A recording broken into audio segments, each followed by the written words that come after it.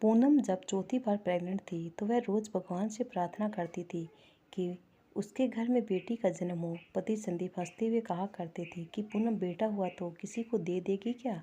वह कहती थी कि मजाक में भी मत कहिए कि बेटा होगा, हमारे 3 बेटे हैं, मुझे तो बेटी चाहिए, देख लेना बेटी ही होगी। ईश्वर का फैसला कुछ और ही था और उसने फिर एक बार बेटे को ही जन्म दिया। अब क्या करती, बेटा बहुत ही खूबसूरत गोल मटोल था। बच्चों के आते ही वैसे प्यार करने लगी, तुरंत दिल में कसक सकती की बेटी होती तो अच्छा होता। संदीप ने कहा कि पूनम एक बात कहूँ, जो नहीं है उसके लिए दुखी होने के बदले जो है उसी में खुश हो जा। मेरी बात मान, बहू को ही बेटी बना लेना। समय के साथ साथ पूनम भी बच्चों के पालन पोषण में व्यस्त हो गई। मैं अभी भी किसी छोटी सी बच्ची को देखती थी तो उसकी माँ उसकी तरफ खींचा चला जाता था। उनके चारों बच्चे बड़े हो गए थे। संदीप प्राइवेट कंपनी में सरकारी नौकरी करते हुए भी अपने चारों बेटों को पढ़ाया था।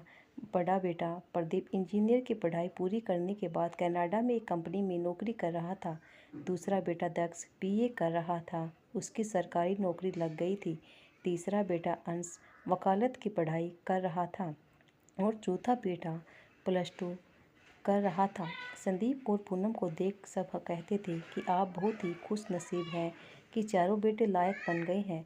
आपकी बात को पत्थर की लकीर समझते थे। पूनम को कभी कभी डर लगता था कि कहीं उनके घर को नज़र ना लग जाए। प्रदीप को नौकरी करते हुए 3 साल हो गए थे। माता पिता उससे शादी की बात करने लगे थे क्योंकि लड़कियों के पिता संदीप और पूनम से कई बार पूछ चुके थे रिश्ते के लिए। माता पिता के बार बार पूछने के बाद एक बार उसने बताया था कि वह अपनी कॉलेज की एक लड़की स्नेहा से प्यार करता है और उसी के साथ शादी करना चाहता है। हम सब बच्चों के खुशियों के आगे माता पिता विवश हो जाते हैं। उन्होंने खुशी खुशी प्रदीप की पसंद को ध्यान में रखते हुए उसकी शादी स्नेहा से कर दी। अपने माता पिता की इकलौती संतान थी, इसलिए उनका पूरा ध्यान अपनी बेटी पर ही रहता था। वह अहमदाबाद में ही रहते थे, उसके पिता वकील थे। प्रदीप की शादी होते ही दोनों बच्चों के माता पिता कनाडा जाकर उन दोनों की गृहस्थी बसाकर वापस आ गए थे। पूनम को लगता था कि शादी के बाद बहू कुछ दिन उसके साथ रहे, परंतु उनकी नई नई शादी हुई है तो उन्हें अलग क्यों करना, सोते हुए मन मार कर रह गई। स्नेहा शादी होते ही चली गई थी, इसलिए उसके बारे में ज़्यादा जान नहीं पाई थी। पूनम ने जब पहली बार अपने किसी रिश्तेदार के मुंह से सुना था कि वे दोनों स्नेहा के माता पिता से मिलने आए थे, उसे बुरा लगा था कि एक ही शहर में रहते हुए भी बेटा उनसे मिलने नहीं आया।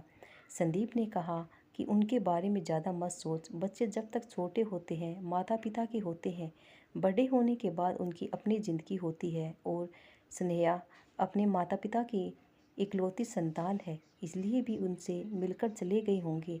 इस बीच संदीप भी रिटायर हो गए थे। उन दोनों को एक दूसरे के लिए टाइम नहीं मिलता था। जब तक बच्चे छोटे थे उनकी परवरिश में ऐसे डूब गए थे कि अपने आप को समय ही नहीं दे पाए थे, इसलिए वे दोनों अपनी पुरानी जिंदगी की कसर अब पूरी कर रहे थे। संदीप कह रहे थे कि देख पूनम, प्रदीप का फ़ोन आया है कि उसने अपने माता पिता के घर से यहाँ आ रही है और तेरे साथ कुछ दिन रहना चाहती है। तुम अपनी बेटी की चाह को पूरी कर लेना। पूनम बहू का इंतज़ार करने लगी। वह दिन भी आ गया जब स्नेहा पूनम के साथ समय बिताने के लिए उनके घर रहने आ गई थी। पूनम ने उसकी खातिरदारी के लिए ज़मीन आसमान एक कर दिया था। उसे रसोई में आने तक नहीं देती थी। सारा घर का काम वह खुद ही करती थी। उसे घर में सब कुछ स्नेहा की पसंद का ही बनता था। अधिक प्यार से भी स्नेहा ऊब चुकी थी। यह बात वह अपनी माँ से फ़ोन पर बताकर हंस रही थी। पूनम मंदिर जाते हुए अपनी बहू से कहती है कि स्नेहा बेटा, आपके लिए नाश्ता बना कर रखा है, खा लेना। कहते हुए मंदिर के लिए निकली हुई थी कि संदीप ने कहा कि पूनम इतना काम करने की ज़रूरत नहीं है, अपनी सेहत पर भी ध्यान दे। पूनम हंसकर उनकी बातों को अनसुना करके मंदिर चली जाती है। वहाँ से आकर देखा तो नाश्ता रसोई में पड़ा हुआ था। स्नेहा कमरे में लेटी हुई थी। पूनम इसके सर पर हाथ रखकर कहा कि क्या बात है, उदास क्यों है? स्नेहा ने कहा। मैं ठीक हूँ माँ, प्रदीप ने चिट्ठी में लिखा है कि उसे बुखार आया है, कमजोरी हो गई है, वे जल्दी से आने के लिए कह रही हैं। यह सुनते ही पूनम ने संदीप से कहा कि बहू के लिए टिकट करा दीजिए और बाजार से अच्छा सा सूट और फल फूल ला दे। मैं घर में उन दोनों की पसंद का खाना बना देती हूँ और पैक कर देती हूँ। प्रदीप को अच्छा लगेगा। बस फिर क्या था, घर घर में घूमते हुए पूनम ने स्नेहा के जाने के लिए पूरी तैयारी कर ली थी। उन्हें दुख इस बात का था कि बहू को कम से कम 15 दिन भी अपने साथ न रख सकी। दिल को तसल्ली दी थी कि चलो कोई बात नहीं, प्रदीप की सेहत से ज़्यादा कुछ नहीं है। स्नेहा के लिए रात की ट्रेन की टिकट करा दिया था और उसे पूरी हिदायतें देकर ट्रेन में बिठा दिया गया। पूनम को इन 4 दिनों में स्नेहा से लगाव हो गया था। दूसरे दिन सुबह कामवाली बाई से पूरा घर साफ कराती हुए स्नेहा के कमरे की सफाई भी कराने के लिए खुद उसके पीछे गई। काम वाली सफाई करके चली गई थी तो पूनम ने देखा कि पलंग पर पड़ते हुए स्नेहा ने मैगजीन छोड़ दी थी। उसी जगह पर रखने के लिए उठाया तो उसमें से एक कागज़ गिरा। उठाया और देखा तो प्रदीप की चिट्ठी थी। पूनम ने न चाहते हुए पढ़ा था। कुछ नहीं सोचा कि उसे कौन सी बीमारी है, कि उसमें बीमारी के बारे में क्या लिखा है। पढ़ लो। उसे मालूम था कि दूसरों के पत्थर नहीं पढ़ते हैं, खासकर बेटी बहू के। अपने आप को रोक नहीं पाई। उसने लिखा था कि स्नेहा कैसी है, मुझे मालूम है मेरी माँ अपनी पूजा पाठ से तुम्हें सता रही होगी। वे बचपन से ही ऐसी है, हम भाइयों को भी ऐसे ही सताया करती थी। यह मत छूना, वह मत पूछना, यहाँ क्यों बैठी हो, हर काम में दखल अंदाजी है। तुम्हारे घर में ऐसा कुछ नहीं होता। तुम्हारे माता पिता नए जमाने के ख्यालात के हैं। तुम्हारी परवरिश अलग तरीके से हुई है। हमारी तो माँ है, हमें तो भुगतना पड़ा, परंतु तुम्हें तो मैं वहाँ रहने नहीं देना चाहता था, परंतु क्या करूँ, मजबूरी है। तुम एक काम करो, मैं बीमार हूँ का कहकर माँ से कहो और यहाँ भी कहो कि मैं तुम्हें बुला रहा हूँ। बस वह तुरंत तुम्हें यहाँ भेज देगी डार्लिंग। मैं पूरी तरह से स्वस्थ हूँ, तुम्हें यहाँ लाने का बहाना है और कुछ नहीं। कल मिलेंगे, स्टेशन पर मैं तुम्हें लेने आ जाऊँगा। Okay bye. पढ़ते पढ़ते ही पूनम की आंखें पानी से भीग गई।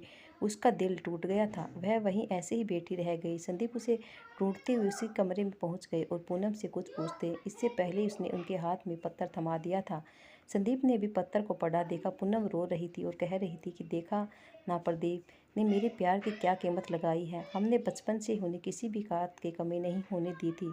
जो मांगा वह दिया, परंतु उनके दिल में मेरे लिए कितनी कड़वाहट है कि झूठ बोलकर उसने अपनी पत्नी को बुला लिया है। उसके मुंह से बोल ही नहीं निकल रहे थे। संदीप उन्हें समझाने की कोशिश कर रहे थे, सो रहे थे कि पूनम को क्या समझाऊं। पत्थर पत्थर पढ़कर तो यही महसूस होता है कि बच्चों के लिए माता पिता कुछ भी कर ले, उनके लिए उसकी कीमत कम ही होती है। दोनों ही सदमे में आ गई। दोस्तों, ये वीडियो कैसी लगी कमेंट करके ज़रूर बताना और हमारे चैनल को लाइक और सब्सक्राइब ज़रूर करना। धन्यवाद।